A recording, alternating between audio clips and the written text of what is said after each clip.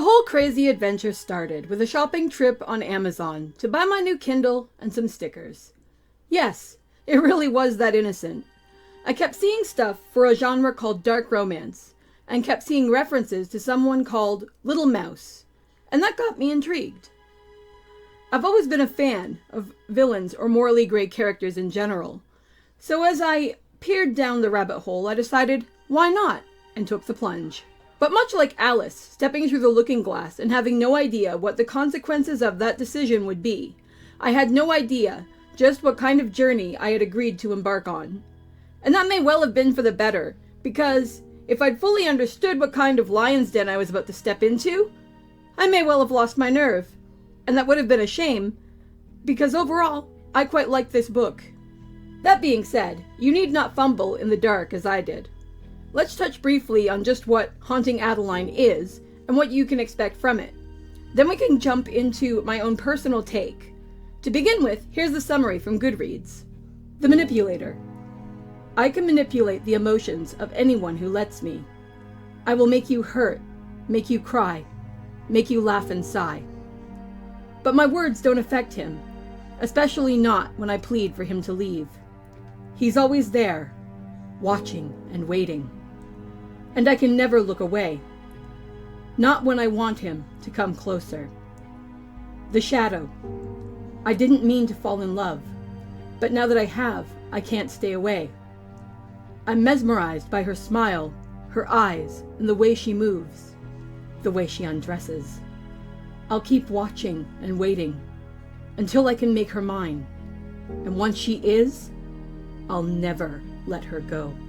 Not even when she begs me to. For the kind of gal who reads fanfiction from a villain POV for pretty much every fandom I love, this sounded so up my street. It was like a siren song luring me in, and I sensed nothing that would warrant covering my ears.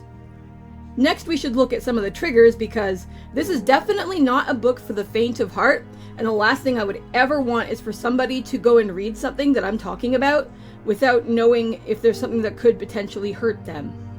So as for the triggers, of course I checked them, although I generally don't have any that would be considered conventional. I'm not somebody who gets really upset at most things that would be put on a trigger label.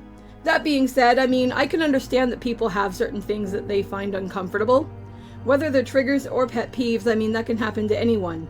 For example, things that I can't stand are a character who is a love interest who is cheating on an existing partner, or needless animal cruelty that doesn't actually serve a plot. But those are just my things. Let's move on to actually what is here, because there is definitely a lot to go through, and there is a lot that could legitimately and understandably upset someone. For the curious or concerned, some of the trigger warnings here include non-con, sexual assault, violence, references of sexual assault and violence against children, and QAnon-based conspiracy theories. You know what does and does not work for you. I include trigger warnings in my reviews because I believe that writers should write freely, but that readers should also be well informed. That way, everyone gets as much choice and freedom as possible. Well, now that we've got all that happy horseshit out of the way, let's actually talk about the plot and get into the stuff that's really interesting. I really like the way this book was set up from a plot perspective. It did a ton of things that I found both unique and smart. The overall narrative was broken down into 3 parts. The Manipulator, which were chapters from Addie's point of view, the Shadow, which were chapters from Zaid's point of view, and the pages of journals left behind by Addie's great-grandmother, Gigi. The parallel structure of Gigi's affair with her stalker, Ronaldo, in contrast to Addie's slowly forming relationship with her stalker, Zaid, was a clever move. Addie and her bestie, Dea, having this mystery to solve when we weren't seeing what Zaid was doing, or we weren't with Zaid and Addie as a pair, ensured that there was ample space in the story for us to get to know Addie on a more personal level. This made me care a lot more about her than I would have otherwise, and that enhanced everything for the better. H.D. Carlton did some really interesting shenanigans with the idea of save the cat, as she set up Zaid as a character. We see him rescuing abused women and children for the majority of his POV sequences, which does exactly what you'd want a save the cat mechanism to do. It makes us like and root for him. It makes him seem idealistic and relatable. It makes him seem like a nice person. And it's a wild throw of expectations when she shifts all of that on its head at approximately the 1/4 mark of the story, where he and Addie meet in earnest and have their first actual physical encounters. There were parts of the book where Zaid's actions made me hate his guts, made me want to wall toss my Kindle, made me want to DNF this way longer than I expected it to be book. But the overall premise and the storytelling made me keep coming back, just like Addie eventually gives up on calling the police and gives up on essentially deciding that she doesn't want to be with Zaid. And that's when I realized that there is an aspect to how this is written that is brilliant. Zaid nails it spot on at one point in the story. There are expected morals that most people tend to value to some extent or another, and he has no qualms in telling us that he lives outside this framework and does as he pleases. The challenge that I eventually realized I was facing in coming to grips with this book was that I needed to decide whether I was going to view it through my own point of view or through Addie's point of view, because depending on which way I tried to look at it, whether I was looking at it as me or whether I was trying to look at it as this character like I would if I was writing her, it was going to make a completely different result. It was something that was really interesting because Addie's point of view and Addie's opinion at any given minute for the majority of this novel was constantly in flux. As far as the things I liked about the plot, my top 3 were probably 1, the first 25% of the book where Zaid is sending Addie roses and yes, 1 pair of severed hands, fact, and drinking her grandpa's whiskey and generally messing with her. This was a slow burn and kept some form of conflict and mystery open between the two as their dynamic was being set up. I was really intrigued and curious to see how these two would be together at this point. There was nothing totally written in stone. Yes, he had sent her those hands. Yes, he definitely had an air of, holy crap, watch out, this dude might be a little nuts. But at the same time, I was definitely interested. Number 2 is the lunch where Addie is working on a book when she's joined by Zaid and one of his enemies.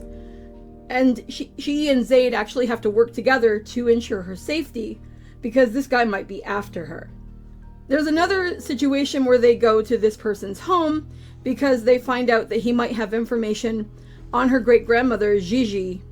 These 2 scenes humanize the characters more and help me buy into the idea that they could be in the same room and actually live comfortable lives. Not just have an unending parade of insert tab A into slot B sex, which, we'll get to it, was definitely one of my issues with this, personally. The last thing that I super liked was all of the sequences where Zaid was kicking ass and taking names, dealing with scumbags that he and his organization were working to take out. I thought that the action in these was quite good, and it definitely kept me turning the pages. I do have a different kind of quabble with this aspect of the story and how it affects Zaid's character, but I'll touch on that more when I talk about his character as a whole. Overall, when the 2 were not engaging in sexy times, the plot was probably the overall best thing about the book. It kept me hooked and had me turning pages and wanting to know more about certain things that were happening. And that was what kept me coming back to this story when other aspects occasionally made me want to rip out my hair. Next up, we should talk a bit about the characters. We'll start with Addie. Addie is a fear junkie. We learned this very early on. She's basically the living and breathing and self-aware version of the idea that there are people who are literally too stupid to live. And there were times where this drove me up the wall. Despite liking adventurous, kick-ass stories and constantly falling for the villain in fiction, in the real world, I'm a bit more practical, cautious, and realistic. So getting into her headspace and trying to become her and understand how she thought was definitely a challenge. She was the embodiment of Mindy McCready's What If I Do, where there was a constant part of her saying no and a part of her saying yes. And then, in many circumstances, her just ending up passive and losing all agency. Truthfully, she was more into the stuff that was going on than I initially gave her credit for. But when the same character is having thoughts that are yes and no, and the reader is trying to sort between them, that can be really hard. I was initially rolling my eyes at her best friend, Dea, who was trying to get her laid from the first time that we see her on a page. But as the story progressed, Dea actually became a character that I super loved, and who made for a solid contrast to Addie, acting as the voice of normalcy and reason for me as a reader. Her ability to shift her perspective with Addie as Addie's perspective shifted was great though. She was there for Addie 100%, and that first interaction aside, which I'll openly admit is a me thing, she did everything you would want a best friend doing and was totally rad. And now we get to talk about Zaid, whose name we don't learn until about halfway through the book, which was totally wild. I both loved and hated Zaid, and as I said in the plot portion of this review, I think that was the point. And the fact that my mood toward him went frantically up and down, check my book notes on Goodreads if you want evidence, is actually another indicator of unique and original storytelling, because I can't remember the last time where a character has made me feel quite like this. The fact that H.D. Carlton was able to write in such a way that Addie and I were both being reeled in and then pushed away on repeat, something I didn't realize I was sharing with Addie until much later in the story, was crazy. But this is where I do need to point out one thing about Zaid that really and truly did drive me absolutely nuts in the worst way possible. He made the argument that he has his own set of morals, but at the end of the day, his morals seem to be doing whatever would get him closer to whatever he wanted at any time of his choosing. The actions we see him take when fighting to protect people make it clear that he is capable of being cunning, patient, and ruthless. There's little I like better than a badass who fights to protect those who cannot protect themselves, with that person having no qualm how they take the scumbags out being the hot fudge on my own personal sundae. But Zaid falls into the old quote by Nietzsche: "Be careful when fighting monsters, lest you become one, for when you stare into the abyss stares back." Pretty sure that's a paraphrase, but that's the gist. The moment that Addie enters the picture, this becomes apparent. And I can understand that. This is a guy who is used to getting whatever he wants, doing whatever it takes to make that happen, and who is a master hacker and essentially a master assassin. Logically, we can point out that in the real world, you cannot behave like this, but this is a book, specifically a dark romance, and within this context, those rules don't apply.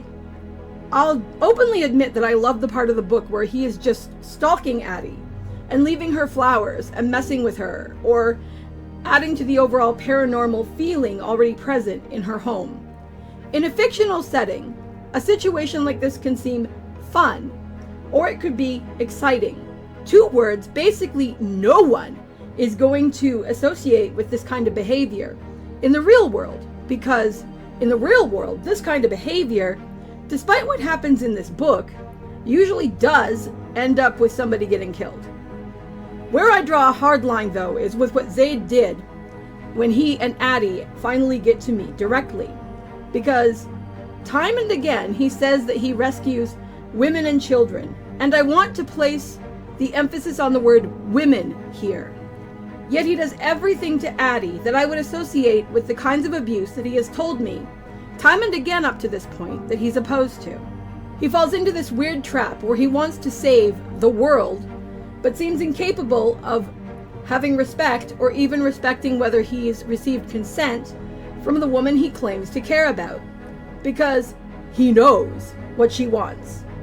This makes me think of how people sometimes make fun of guys when they are the victims of assault, because people argue you can't consider something assault if somebody's body is reacting to it. But that's disgusting and wrong, and it's a concept that tends to piss me off.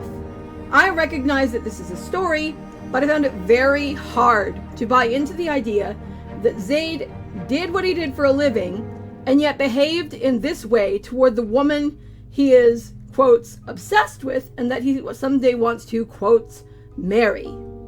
I can think of a wide range of situations where I would potentially be able to understand the use of dubcon or non-con in fiction. They do exist, but with those intentions in mind, it was an absolute head-scratcher, and for a while it threw me totally out of the story that I had read up until that point, which was really annoying. This all leads us into the romance of this dark romance, which is a problem because for the majority of the story, this was an element that was absolutely lacking. Outside of the idea of Addie being a fear junkie and Zaid being obsessed, the story really didn't seem to do a lot to show me why these two should be together, what them being together would actually be like, or what they would lose if they failed to make and keep that connection. Which sucked, because that's by and large what I read romance for, or what I want from a romance if it's part of another story. Without the connection, H.D. Carlton was, admittedly, more able to get away with the first two erotic encounters in this story, which were both non-con, for clarity, in a way that she otherwise might not have been able to do. But the thing I have to ask is, at what cost? With the way that romance was structured here, the story did not give me many memories of the characters as they paired together to really build up how I felt about them as a unit. Almost everything about them was communicated via sex or other intimate acts, without other elements of their characters being explored. And after a certain amount of time, that really started to get old.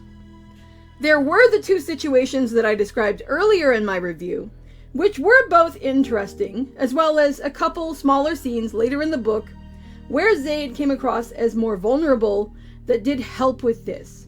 But I worry, depending upon the reader, whether these would come too little too late.